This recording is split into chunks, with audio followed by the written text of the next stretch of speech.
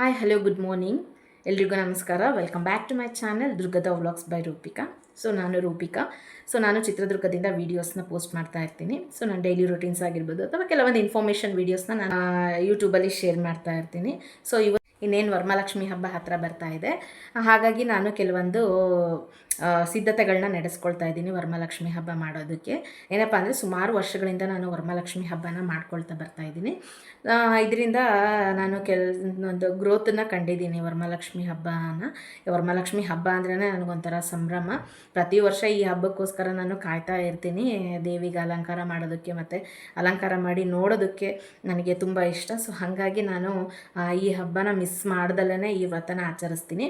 ಈ ವರ್ಷವೂ ಕೂಡ ನಾನು ಕಾತರದಿಂದ ಈ ಹಬ್ಬನ ಕಾಯ್ತಾ ಇದ್ದೀನಿ. ಹಾಗಾಗಿ ಕೆಲವೊಂದು ತಯಾರಿಗಳನ್ನ ನಡೆಸ್ಕೊಳ್ತಾ ಇನ್ಫಾರ್ಮೇಷನನ್ನು ನಿಮಗೆ ತಿಳಿಸ್ತಾ ಇದ್ದೀನಿ. ಏನಪ್ಪ ಅಂತಂದರೆ ನನಗೆ ಸುಮಾರು ವರ್ಷದಿಂದ ಬೆಳ್ಳಿ ಮುಖಪದ್ಮ ತೊಗೋಬೇಕು ಅಂತ ಆಸೆ ಇತ್ತು. ಚಿಕ್ಕದಿತ್ತು, ತುಂಬ ಚಿಕ್ಕದಿತ್ತು. ಬಟ್ ಅದನ್ನು ಹಾಕಿಬಿಟ್ಟು ನಾನು ಬೇರೆ ತೊಗೊಳ್ಳೋಣ ಅಂತೇಳ್ಬಿಟ್ಟು ಡಿಸೈಡ್ ಮಾಡಿದ್ದೆ. ಸೊ ಕೆಲವು ಕಾರಣಾಂತರಗಳಿಂದ ನನಗೆ ಪರ್ಚೇಸ್ ಮಾಡೋಕ್ಕಾಗಿರಲಿಲ್ಲ. ಸೊ ಇವಾಗ ಅದಕ್ಕೆ ಟೈಮ್ ಕೂಡ ಬಂದಿದೆ ಅಂತ ಹೇಳ್ಬೋದು. ನಾನು ಈ ವರ್ಷ ತೊಗೋಬೇಕು ಅಂತೇಳಿ ನಾನು ಲಾಸ್ಟ್ ಇಯರೇ ಡಿಸೈಡ್ ಆಗಿದ್ದೆ. ಯಾಕಂದರೆ ಬಿಫೋರ್ ಲಾಸ್ಟ್ ಇಯರು ನಾನು ಒಂದು ಚಿಕ್ಕದು ದೀಪದ ಕಂಬನ ತೊಗೊಂಡಿದ್ದೆ. ಅದನ್ನು ನಾನು ದೇವರಿಗೆ ಹಾಕಿ ಪೂಜೆ ಮಾಡಿದ್ದೆ. ಈ ವರ್ಷ ನಾನು ತೊಗೊಳ್ಳೇಬೇಕು ಅಂತೇಳಿ ನಿರ್ಧಾರ ಮಾಡಿದ್ದೆ. ಸ್ವಲ್ಪ ನನಗೆ ಸಿಗ್ತಾ ಇದ್ದಂಥ ಪಾಕೆಟ್ ಮನಿನ ನಾನು ಸೇವ್ ಮಾಡಿ ನಾನು ಒಂದು ಬೆಳ್ಳಿ ಮುಖಪದ್ಮನ ತೊಗೊಂಡಿದ್ದೀನಿ. ಅದನ್ನು ನಾನು ನಿಮ್ಮ ಜೊತೆ ಶೇರ್ ಮಾಡ್ಕೋಬೇಕು ಅಂತೇಳಿ. ಸೊ ಇದರಿಂದ ನಿಮಗೂ ಕೂಡ ಯಾರಿಗಾದ್ರೂ ತೊಗೋಬೇಕು ಅಂತ ಇದ್ದರೆ ಅದ್ರದ್ದು ಕಾಸ್ಟ್ ಆಗಿರ್ಬೋದು ಅಥವಾ ಈಗಿನ ಬೆಳ್ಳಿ ರೇಟಿಗೆ ಎಷ್ಟು ತೊಗೊಂಡ್ರೆ ಎಷ್ಟು ಆಗ್ಬೋದು ಅನ್ನೋ ಒಂದು ಅಂದಾಜು ನಿಮಗೆ ಸಿಗುತ್ತೆ ಅಂತೇಳ್ಬಿಟ್ಟು ನಾನು ಈ ವಿಡಿಯೋನ ಮಾಡ್ತಾಯಿದ್ದೀನಿ. ಸೊ ನಾನು ತೊಗೊಂಡಿರೋಂಥ ಬೆಳ್ಳಿಯ ಕೆಲವೊಂದು ಐಟಮ್ಗಳನ್ನ ನಿಮಗೆ ತೋರಿಸ್ಬೇಕು ಅಂತ ಇಷ್ಟಪಡ್ತಾ ಇದ್ದೀನಿ. ನೋಡಿ, ವಿಡಿಯೋ ಇಷ್ಟ ಆದರೆ ಸಬ್ಸ್ಕ್ರೈಬ್ ಮಾಡಿ, ಈ ವಿಡಿಯೋ ಇಷ್ಟ ಆದರೆ ಲೈಕ್ ಮಾಡಿ, ಮತ್ತು ನನ್ನ ಚಾನಲ್ನ ಸಬ್ಸ್ಕ್ರೈಬ್ ಮಾಡಿ, ನಿಮ್ಮ ಫ್ರೆಂಡ್ಸ್ ಆ್ಯಂಡ್ ಫ್ಯಾಮಿಲಿ ಮೆಂಬರ್ಸ್ಗೆ ನನ್ನ ವೀಡಿಯೋಸ್ನ ಶೇರ್ ಮಾಡಿ, ಮತ್ತು ಮರಿದಲ್ಲೇ ನನ್ನ ಚಾನಲ್ನ ಸಬ್ಸ್ಕ್ರೈಬ್ ಮಾಡಿ. ಸೊ ನಿಮ್ಮ ಸಬ್ಸ್ಕ್ರಿಪ್ಷನ್ನು ಮತ್ತು ನಿಮ್ಮ ವ್ಯೂಸಿಂದ ನಾನು ಇನ್ನೂ ಹೆಚ್ಚಿನದಾಗಿ ವೀಡಿಯೋಸ್ನ ಮಾಡೋದಕ್ಕೆ ಮೋಟಿವೇಟ್ ಆಗ್ತೀನಿ.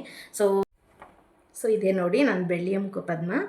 ಸೊ ತುಂಬ ಖುಷಿ ಆಗ್ತಿದೆ ನನಗೆ ಈ ಬೆಳ್ಳಿ ಮುಖಪದ್ಮ ನಾನು ಪರ್ಚೇಸ್ ಮಾಡಿರೋದಕ್ಕೆ. ಸೊ ಸುಮಾರು ವರ್ಷಗಳಿಂದ ತೊಗೋಬೇಕು ಅಂತೇಳಿ ಫೈನಲಿ ಲಕ್ಷ್ಮಿ ನಮ್ಮ ಮನೆಗೆ ಇವತ್ತು ಬಂದಿದ್ದಾಳೆ. ಸೊ ಅದನ್ನು ನಿಮ್ಮ ಜೊತೆ ಶೇರ್ ಮಾಡ್ಕೋಬೇಕು ಅಂತ ತುಂಬ ಆಸೆ. ಸೊ ಹಾಗಾಗಿ ಈ ವಿಡಿಯೋ ನೋಡಿ ಹೇಗಿದೆ ಅಂತೇಳಿ ನನಗೆ ಕಮೆಂಟ್ ಮಾಡಿ.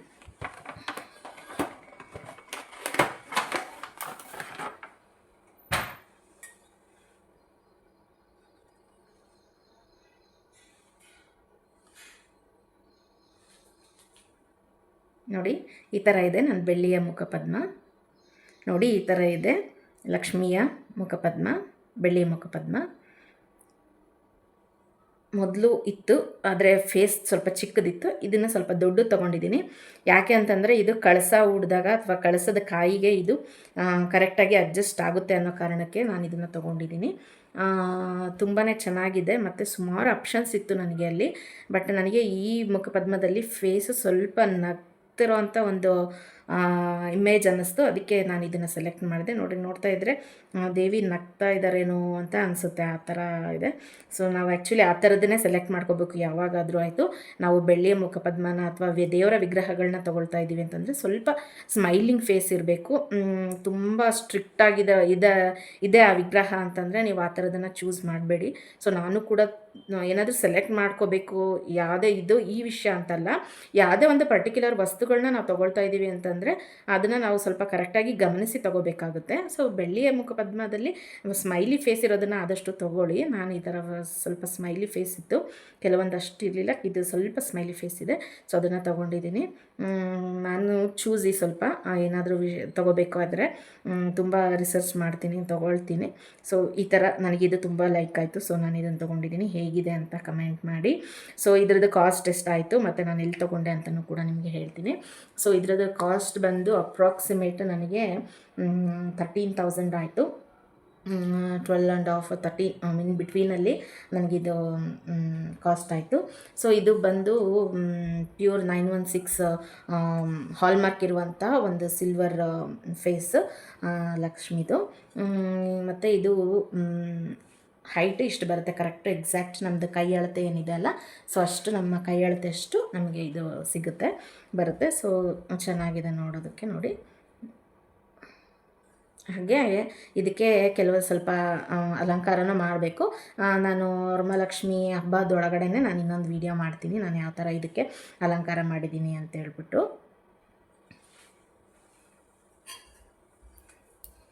ಸೊ ನೋಡಿ, ನಾನಿದು ಲಾಸ್ಟ್ ಇಯರು ತೊಗೊಂಡಂಥ ಒಂದು ಮುಖಪದ್ಮ ಇದು ಆ್ಯಕ್ಚುಲಿ ಬಂದು ಒಂದು ಏನಂತಾರೆ, ಇದು ಒಂದು ಬೇರೆ ಥರದ ಲೋಹದ್ದು. ಬಟ್ ಈ ಥರದ್ದು ಯೂಸ್ ಮಾಡಬಾರ್ದು ಅಂತ ನನಗೆ ಗೊತ್ತಾಯ್ತು, ಆಮೇಲೆ ಗೊತ್ತಾಯ್ತು, ಹಬ್ಬ ಆದಮೇಲೆ ಗೊತ್ತಾಯಿತು. ಈ ಥರ ಫೇಸ್ನ ನಾವು ಯೂಸ್ ಮಾಡಬಾರ್ದು. ಯಾಕೆ ಅಂದರೆ ಇದರಿಂದ ಇದು ಬೇರೆ ಥರದ್ದೇ ಲೋಹ, ಇದು ಏನು ತಗಡು ಅಂತ ಹೇಳ್ತಾರಲ್ವ ಅದರಲ್ಲಿ ಮಾಡಿರುವಂಥದ್ದು, ಅಥವಾ ಎರಕ ಅಂತ ಹೇಳ್ತಾರಲ್ವ ಅದರಲ್ಲಿ ಮಾಡಿರುವಂಥದ್ದು. ಸೊ ಈ ಥರದ ಮುಖಪದ್ಮಗಳನ್ನು ನಾವು ಯೂಸ್ ಮಾಡಿದಾಗ ಏನಾಗುತ್ತೆ ಅಂದರೆ ನೆಗೆಟಿವ್ ಎನರ್ಜಿ ಅಟ್ರಾಕ್ಟ್ ಆಗುತ್ತೆ ಅಂತ ನನಗೆ ಆಮೇಲೆ ಗೊತ್ತಾಯಿತು. ಸೊ ಹಾಗಾಗಿ ನಾನು ನೆಕ್ಸ್ಟ್ ಇಯರ್ ವರಮಹಾಲಕ್ಷ್ಮಿ ಹಬ್ಬಕ್ಕೆ ನಾನು ಬೆಳ್ಳಿದೇ ತೊಗೋಬೇಕು. ಅಥವಾ ನಿಮ್ಮ ಹತ್ರ ನಮಗೆ ಬೆಳ್ಳಿ ತೊಗೊಳಕ್ಕಾಗ್ತಿಲ್ಲ ಅಂದರೆ ನಾನು ಇದಕ್ಕೂ ಮುಂಚೆ ನಾನು ಈ ಫೇಸ್ನ ಇಡೋದಕ್ಕೂ ಮುಂಚೆನೂ ಕೂಡ ನನ್ನ ಹತ್ರ ನಾನು ಯಾವುದೇ ದೇವ್ರದ ವಿಗ್ರಹನ ನಾನು ಈ ಥರ ಪದ್ಮಗಳನ್ನ ಯೂಸ್ ಮಾಡ್ತಾ ಇರಲಿಲ್ಲ. ಸೊ ನನ್ನ ಹತ್ರ ಏನು ಕಳಸ ಇತ್ತು, ನನ್ನ ಹತ್ರ ಏನು ತೆಂಗಿನಕಾಯಿಂದನೇ ನಾನು ದೇವಿನ ಪ್ರತಿಷ್ಠಾಪನೆ ಮಾಡಿ ನಾನು ಪೂಜೆ ಮಾಡ್ತಾಯಿದ್ದೆ. ಸೊ ನಮ್ಮ ತಾಯಿಯವರೆಲ್ಲ ಅದೇ ಥರನೇ ಮಾಡ್ತಿದ್ರು. ಮೊದಲಿನ ಕಾಲದಲ್ಲೆಲ್ಲ ಈ ಥರ ಮುಖಪದ್ಮಗಳನ್ನಾಗಲಿ ಅಥವಾ ಆರ್ಟಿಫಿಷಿಯಲ್ ಆಗಿ ಏನೂ ಕೂಡ ಯೂಸ್ ಮಾಡ್ತಾ ಇರಲಿಲ್ಲ. ಅವರು ನ್ಯಾಚುರಲ್ಲಾಗಿ ನೇಚರಲ್ಲಿ ಏನು ಸಿಗುತ್ತೋ ಅದನ್ನು ಯೂಸ್ ಮಾಡಿಕೊಂಡು ಹಬ್ಬಗಳನ್ನ ಮಾಡ್ತಾಯಿದ್ರು. ಸೊ ಅದರಲ್ಲಿ ಅವರು ಸಕ್ಸಸ್ಸು ಕಾಣ್ತಾಯಿದ್ರು. ಸೊ ಹಾಗಾಗಿ ಇತ್ತೀಚೆಗೆ ಬರ್ತಾ ಬರ್ತಾ ಏನಾಗಿದೆ ಅಂದರೆ ಎಲ್ಲ ಬಿಸ್ನೆಸ್ ಓರಿಯೆಂಟೆಡ್ ಆಗಿಬಿಟ್ಟಿದೆ. ಸೊ ಎಲ್ಲರೂ ಕೂಡ ನಾವು ಕೂಡ ಅದಕ್ಕೆ ಅಟ್ರಾಕ್ಟ್ ಆಗ್ತೀವಿ. ಅದು ನಾವು ಚೆನ್ನಾಗಿ ಮಾಡಬೇಕು, ನಮಗೆ ಲಕ್ಷ್ಮಿ ಒಲಿಬೇಕು ಅಂತ ಹೇಳ್ಬಿಟ್ಟು ನಾವು ಕೂಡ ಗೊತ್ತಾಗಲ್ಲ, ನಮಗೆ ತೊಗೊಂಡ್ಬಿಡ್ತೀವಿ. ಆಮೇಲೆ ಅದ್ರ ಬಗ್ಗೆ ಗೊತ್ತಾದಾಗ ಬೇಜಾರಾಗುತ್ತೆ. ಸೊ ನಮಗೆ ಗೊತ್ತಿಲ್ಲದೆ, ನಮಗೆ ಅರಿವಿಲ್ಲದೆ ಮಾಡಿದಾಗ ದೇವರು ಅದನ್ನು ಕ್ಷಮಿಸ್ತಾರೆ. ಬಟ್ ನಮಗೆ ಅದ್ರ ಬಗ್ಗೆ ಗೊತ್ತಾದ ಮೇಲೂ ಕೂಡ ನಾವು ಪದೇ ಪದೇ ತಪ್ಪು ಮಾಡೋಕ್ಕೆ ಹೋಗಬಾರ್ದು. ಸೊ ಹಾಗಾಗಿ ನಾನೇನು ಮಾಡಿದೆ, ನೆಕ್ಸ್ಟ್ ಇಯರ್ ಇನ್ ಕೇಸ್ ನನಗೆ ಬೆಳ್ಳಿ ಮುಖಪದ್ಮ ತೊಗೊಳಕ್ಕಾಗಲಿಲ್ಲ ಅಂತಂದರೆ ನಾನು ಬರೀ ತೆಂಗಿನಕಾಯಿನ ಇಟ್ಟು ಪೂಜೆ ಮಾಡಬೇಕು ಅಂತ ಡಿಸೈಡ್ ಆಗಿದ್ದೆ.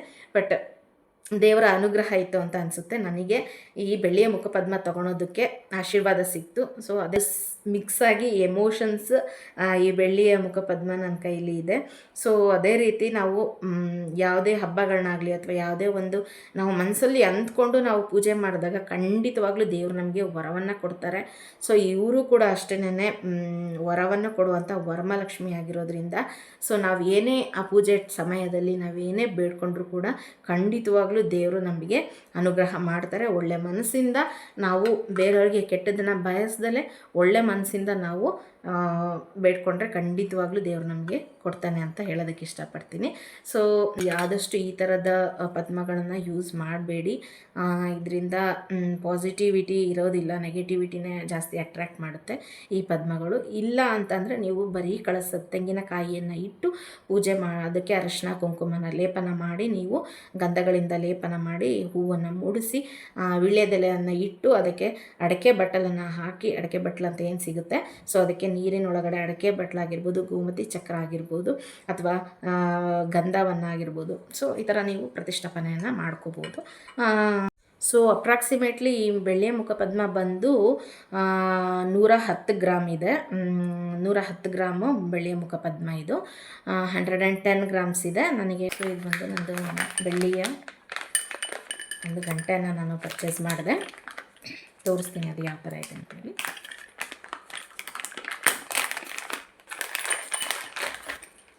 ಸೊ ನೋಡಿ, ಈ ಥರ ಬೆಳ್ಳಿಯ ಗಂಟೆ.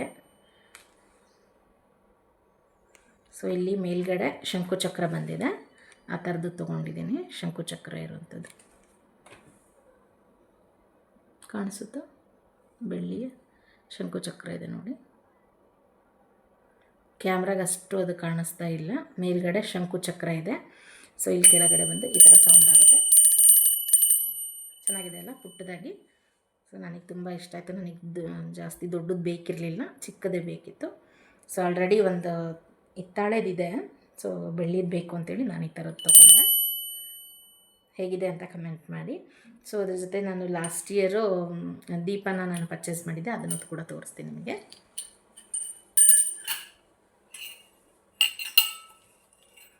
ಇದು ಬಂದು ಸಿಂಪಲ್ ದೀಪ. ಇದು ಡೈಲಿ ಯೂಸ್ಗೆಲ್ಲ ತುಂಬ ಚೆನ್ನಾಗಿದೆ. ಅದನ್ನು ಡೈಲಿ ಯೂಸ್ ಮಾಡೋದಕ್ಕೆ ಈ ಬೆಳ್ಳಿ ದೀಪ ತುಂಬ ಚೆನ್ನಾಗಿದೆ. ಸೊ ಇಷ್ಟು ನಮಗೆ ಬಿಡ್ತು ಸಿಗುತ್ತೆ. ಸೊ ಇಲ್ಲಿ ನೋಡ್ಬೋದು ನೀವು, ಇಷ್ಟು ಆಳ ಇದೆ, ಸುಮಾರು ಹೊತ್ತು ಉರಿಯುತ್ತೆ. ಸೊ ಆದಷ್ಟು ನೀವು ಈ ಥರ ಲಾಕ್ ಇರುವಂತಹ, ಈ ಥರ ಹೋಲ್ ಇರುವಂಥ ಬೆಳ್ಳಿ ದೀಪನ ಚೂಸ್ ಮಾಡಿಕೊಂಡ್ರೆ ಸುಮಾರು ಹೊತ್ತು ಉರಿಯುತ್ತೆ ಮತ್ತು ಯಾವುದೇ ಲೀಕೇಜ್ ಪ್ರಾಬ್ಲಮ್ ಏನೂ ಇಲ್ಲ. ಸೊ ನಾನಿದು 1 ವರ್ಷದಿಂದ ಯೂಸ್ ಮಾಡ್ತಾಯಿದ್ದೀನಿ, ಕೆಲವೊಮ್ಮೆ ಡೈಲಿನೂ ಯೂಸ್ ಮಾಡ್ತೀನಿ. ಮತ್ತು ನೋಡಿ ಎಷ್ಟು ನೀಟಾಗಿದೆ ಅಂತೇಳ್ಬಿಟ್ಟು, ಹೊಸದೇನೋ ಅನ್ಬೇಕು, ಅಷ್ಟು ನೀಟಾಗಿ ಇದೆ. ಸೊ ಇದನ್ನು ಯಾವ ಥರ ವಾಶ್ ಮಾಡಬೇಕು ಅಂತಂದರೆ, ಇದು ಟೂತ್ಪೇಸ್ಟ್ ಪೌಡರ್ ಬರುತ್ತಲ್ವ, ಟೂತ್ಪೇಸ್ಟ್ ಪೌಡರ್ನ ನಾವು ಒಂದು ಹೊಸದು ಬ್ರಷಲ್ಲಿ ಹೊಸ ಬ್ರಷ್ನ ಒಂದು ಸಪ್ರೇಟ್ ಇಟ್ಬಿಡಬೇಕು ದೇವ್ರ ಸಾಮಾನು ಅಂತ ತೊಳೆಯೋದಕ್ಕೋಸ್ಕರ. ಸೊ ಅದು ಏನು ಟೂತ್ಪೇಸ್ಟ್ ಪೌಡರ್ ಬರುತ್ತಲ್ವ, ಸೊ ಕೋಲ್ಗೇಟ್ ಆಗಿರ್ಬೋದು, ಯಾವುದಾದ್ರೂ ಒಂದು ಟೂತ್ಪೇಸ್ಟ್ ಪೌಡರ್ನ ನೀವು ಸುಮ್ಮನೆ ಜಸ್ಟ್ ಅದು ತೊಗೊಂಡ್ಬಿಟ್ಟು ಚೆನ್ನಾಗಿ ಹಿಂಗೆಲ್ಲ ಒರೆಸ್ಬೇಕು. ಎಲ್ಲೆಲ್ಲ ಆಯಿಲ್ ಇದೆನೋ ಅಲ್ಲೆಲ್ಲ ಪೌಡರ್ನ ಹಾಕ್ಬಿಟ್ಟು ಚೆನ್ನಾಗಿ ರಬ್ ಮಾಡಿ ಒಂದು ಟಿಶ್ಯೂ ಪೇಪರಲ್ಲಿ ಒರೆಸಿದ್ರೆ ಸಾಕು. ಸೊ ಇನ್ನೇನು ನೀವು ನೀರಾಕಿ ತುಳಿಯೋಂಥ ಅವಶ್ಯಕತೆ ಏನಿಲ್ಲ. ಸೊ ನೀಟಾಗಿ ಹಂಗೆ ರಬ್ ಆಗಿಬಿಡುತ್ತೆ. ಆಮೇಲೆ ಇನ್ನೊಂದು ಸತಿ ನೀವು ಆ ಕಾಟನ್ ಬಟ್ಟೆನಲ್ಲಿ ಒರೆಸಿಟ್ಕೊಂಡ್ಬಿಟ್ರೆ ಅದು ಫ್ರೆಶ್ ಆಗಿ ಅದೇ ರೀತಿ ಶೈನಿಂಗ್ ಇರುತ್ತೆ. ಸೊ ಯಾವುದೇ ರೀತಿ ಗಲೀಜಾಗಿರಲಿ ಅಥವಾ ವಾಟರ್ ಮಾರ್ಕ್ ಆಗಲಿ ಬೀಳೋದಿಲ್ಲ. ಸೊ ಇದು ಒಂದು ಟಿಪ್ ಅಂತ ಅಂದ್ಕೊಳ್ಳಿ. ಈ ಥರ ನಾನು ಬೆಳ್ಳಿ ದೀಪನ ತೊಗೊಂಡಿದ್ದೆ ಲಾಸ್ಟ್ ಇಯರು. ಸೊ ಇದ್ರದ್ದು ಇನ್ನೂ ಚಿಕ್ಕ ಚಿಕ್ಕ ದೀಪಗಳೆಲ್ಲ ಇದೆ ಮನೆಯಲ್ಲಿ. ಅದೆಲ್ಲ ಕೆಲವೊಂದು ನನ್ನ ಮದುವೆಯಲ್ಲಿ ಬಂದಿರುವಂಥ ಗಿಫ್ಟ್ಗಳು ಅದೆಲ್ಲ. ಸೊ ಅದನ್ನೇನು ಇವತ್ತು ತೋರಿಸ್ತಾ ಇಲ್ಲ. ಸೊ ಇದು ನಾನೇನು ಪರ್ಚೇಸ್ ಮಾಡಿದ್ದೆ, ನನ್ನ ಶ್ರಮದಿಂದ ನಾನೇನು ತೊಗೊಂಡಿದ್ದೀನೋ ಅದನ್ನು ಮಾತ್ರ ನಿಮಗೆ ತೋರಿಸ್ತಾ ಇದ್ದೀನಿ. ಸೊ ಇದು ಬಂದು ಒಂದು ಅರೌಂಡ್ 6,500 ಆಗಿತ್ತು. ಒಂದು 1.5-2 ಇಯರ್ಸ್ ಬ್ಯಾಕೆ ಅನಿಸುತ್ತೆ ಇದನ್ನು ತೊಗೊಂಡಿದ್ದು. 2 ಇಯರ್ಸ್ ಅಂತ ಅಂದ್ಕೊಂಬಿಡೋಣ. ಸೊ ಅವಾಗ ಒಂದು 6,500ಗೆ ನನಗೆ ಇದು ಸಿಕ್ಕಿತ್ತು. ಇವಾಗೇನಾದರೂ ತೊಗೊಂಡಿದ್ದಿದ್ರೆ ಇದು ಕೂಡ ಒಂದು 10,000 ಕ್ರಾಸ್ ಆಗಿರ್ತಿತ್ತು. ಯಾಕಂದರೆ ಬೆಳ್ಳಿ ರೇಟ್ ತುಂಬಾ ಜಂಪ್ ಆಗ್ತಿದೆ. ಸೊ 1,20,000 ಹಾಗಾಗಿದೆ. ನಾನು ನಿನ್ನೆ ತೊಗೊಂಬರಕ್ಕೆ ಹೋದಾಗ ಕೇಳಿದಾಗ 1,29,000 ಹೇಳ್ತಾ ಇದ್ದರು. ಸೊ ಫೈನಲಿ ನಾನು ಇಷ್ಟು ತೊಗೊಂಡಿದ್ದೀನಿ. ಬೇಸಿಕ್ಕಾಗಿ ಏನು ಬೇಕೋ ಅದನ್ನಷ್ಟೇ ತೊಗೋಬೇಕು ಅಂತೇಳಿ ನಾನು ಇದನ್ನು ತೊಗೊಂಡಿರೋ ಅಂಥದ್ದು. ಸೊ ನಿಮಗೆ ಇದರಲ್ಲಿ ಯಾವುದು ಇಷ್ಟ ಆಯಿತು ಅಂತೇಳ್ಬಿಟ್ಟು ನನಗೆ ಕಮೆಂಟ್ ಮಾಡಿ, ಓಕೆನಾ. ಲಗ್ನದಲ್ಲಿ ನಾನು ಗೋಧೂಳಿ ಸಮಯದಲ್ಲಿ ನಾನು ವರಮಹಾಲಕ್ಷ್ಮಿ ಹಬ್ಬನ ಆಚರಿಸ್ತಾ ಇದ್ದೆ. ಬಟ್ ಈ ಲಾಸ್ಟ್ 1-2 ಇಯರ್ಸಿಂದ ನಾನು ಅರ್ಲಿ ಮಾರ್ನಿಂಗ್ ಅಂದರೆ ಏನು ಬ್ರಾಹ್ಮಿ ಮುಹೂರ್ತ ಅಂತ ಇರುತ್ತಲ್ವ, ಆ ಬ್ರಾಹ್ಮಿ ಮುಹೂರ್ತದಲ್ಲಿ ನಾನು ಪೂಜೆ ಮಾಡ್ತಾಯಿದ್ದೀನಿ. ಕಾರಣ ಏನಪ್ಪ ಅಂತಂದರೆ, ನನಗೆ ಸಂಜೆ ಮಕ್ಕಳು ಸ್ವಲ್ಪ ಕಿತಾಪತಿ ಜಾಸ್ತಿ. ಅವರು ನನಗೆ ಹಬ್ಬ ಮಾಡೋಕ್ಕೆ ಬಿಡಲ್ಲ. ನಾನೇನಾದರೂ ಅಡುಗೆ ಮನೇಲಿ ಕೆಲಸ ಮಾಡ್ತಿದ್ದರೆ ಅಲ್ಲೂ ಬರ್ತಾರೆ, ದೇವ್ರ ಮನೆಗೆ ಹೋದರೆ ಅಲ್ಲೂ ಬರ್ತಾರೆ, ಹೋಟೆಲ್ ಕೆಲಸ ಎಲ್ಲ ಕೆಡಿಸ್ಬಿಡ್ತಾರೆ. ಸೊ ಹಾಗಾಗಿ ನಾನು ಸಂಜೆ ಟೈಮು ಹಬ್ಬನ ಮಾಡ್ತಾಯಿಲ್ಲ.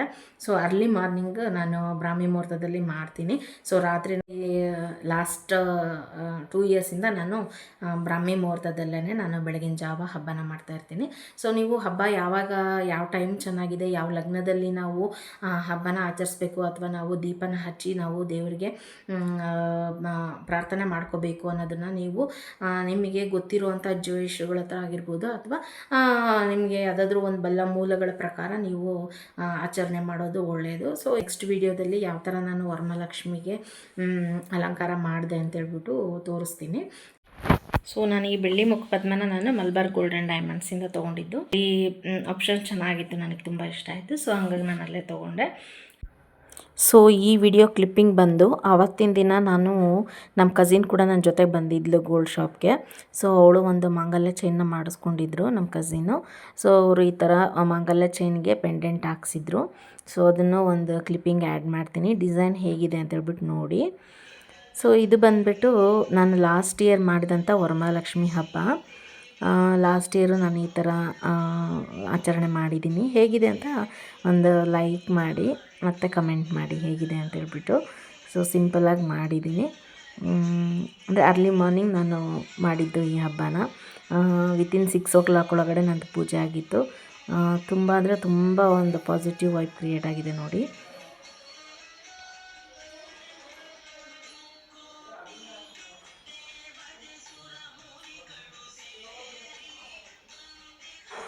ಸೊ ನೆಕ್ಸ್ಟ್ ವಿಡಿಯೋದಲ್ಲಿ ಸಿಗ್ತೀನಿ.